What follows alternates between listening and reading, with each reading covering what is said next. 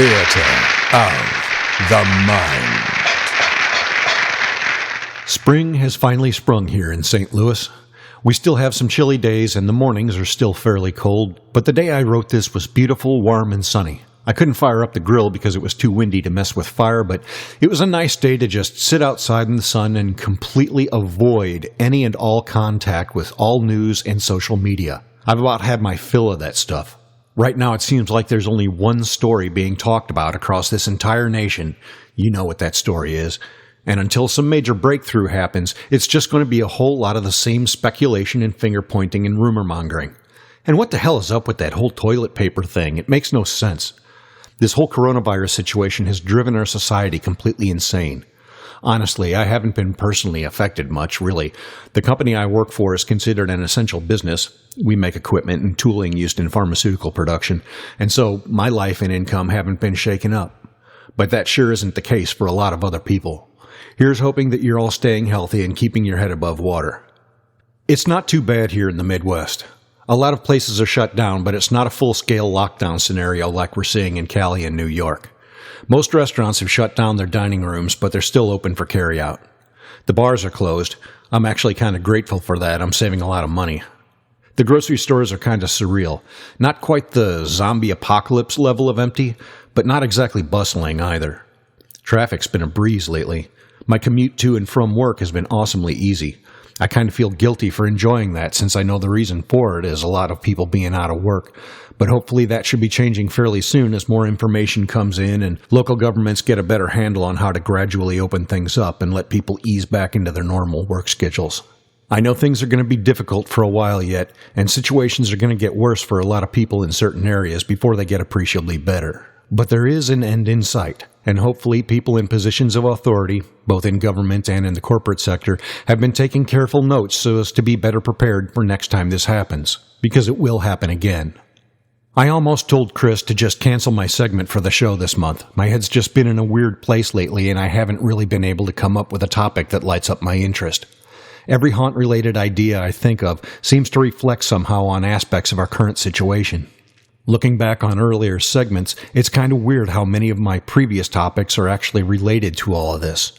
I've done segments on disease, apocalypse scenarios, mass hysteria and groupthink, and of course fear itself. All pretty relevant stuff, really. But not in an entertaining way. It just strikes me as kind of depressing. Transworld would have been just the thing to get my mind back into the spirit of things, but that's been kiboshed until next year. So, it's time to just look forward to this October. And I wonder how that's going to work out. I have no doubt that this current epidemic will end by summertime, but these outbreaks have a tendency to come in waves. They hit, they peak, they subside, and then flare up again for a second or even third time before retreating into the background and becoming just a regular old disease like measles or the flu. I'm hoping we don't have a second wave hit us in the fall. It's bad enough losing our hockey and baseball seasons. Losing Halloween is absolutely unthinkable. It might not be a bad idea for haunters to plan on a display this year instead of a full-on walkthrough just in case, or at least have that as a fallback option if things get bad again. But by all means, we need to do something. The worst thing to do in difficult times is give up on celebrating. It's a simple matter of morale. A big, colorful display in one's yard is something that truly brings joy to people as they pass by. Pumpkins, ghosts, and gravestones during the Halloween season have the same effect as colorful lights at Christmas time. They're a way of saying, hey, this is a special time of year, and I'm going out of my way to live it up and entertain everyone else while I'm at it. I'm sure that many people will have to dial back the scale of their haunts this year for purely financial reasons due to lost work, but I'd hate to see anyone just give it up entirely. A small haunt is still better than no haunt at all. While I'm all for the show must go on mentality, I can't help but think that some thought might be given as to the themes we choose this year. I don't know how long this pandemic and lockdown scene is going to last, so it's anybody's guess how much time will have elapsed between the end of it and Halloween. That's probably going to vary geographically. But what state of mind will everyone be in? Are there some themes and topics best avoided? That's hard to say. In the past, I've generally been one to say the hell with it, create what you want to create, and don't worry about the odd person or two who wants to take offense at every little thing. But the current crisis got me rethinking that. A lot of people are truly scared right now, and lives are being totally disrupted. Granted, a lot of that is due to the media going into scaremonger overdrive. We've had pandemics before, several fairly recently, with deadlier results, and never did the entire country go this crazy. But no matter how justified this amount of disruption is, the fact remains that people are being both physically and financially hurt by this, and the last thing they're going to want in the aftermath is to be reminded of it. I know a lot of haunts have gone with pandemic and outbreak themes, and they make for some good scary atmospheres, but maybe it would be just a little too soon after this brush with the real thing. I'd probably forego a zombie apocalypse theme too. Zombies are a beloved staple in haunts, and every haunt should have at least one or two in it, but that whole end-of-the-world vibe might be a good one to avoid. People may find it more depressing than entertaining.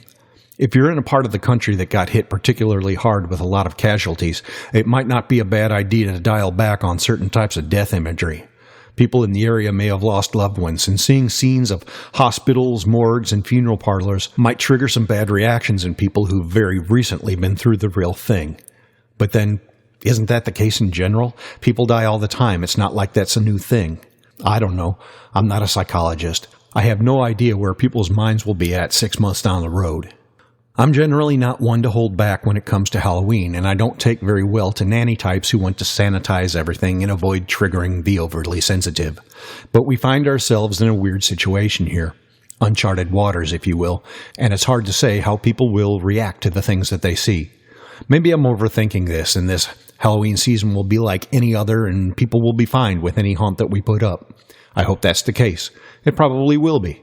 I think it's a good idea to assess the area where you are and judge the general spirits of the people. I will make one prediction, though. I bet we're going to be seeing a lot more plague doctors this year. Whatever your situation, I hope everyone is able to celebrate Halloween in style this year. If the haunt needs to be dialed back a bit, so be it. Make the most of what you've got. Like I said earlier, a small haunt is better than no haunt at all.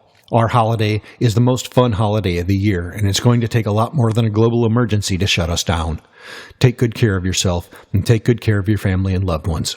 Until next time, remember the golden rules. 6 feet apart, wash those hands, and keep a ghost light burning. From the Theater of the Mind, I'm Revenant, and you're listening to Hauntcast. Hauntcast! Haunting Halloween and horror.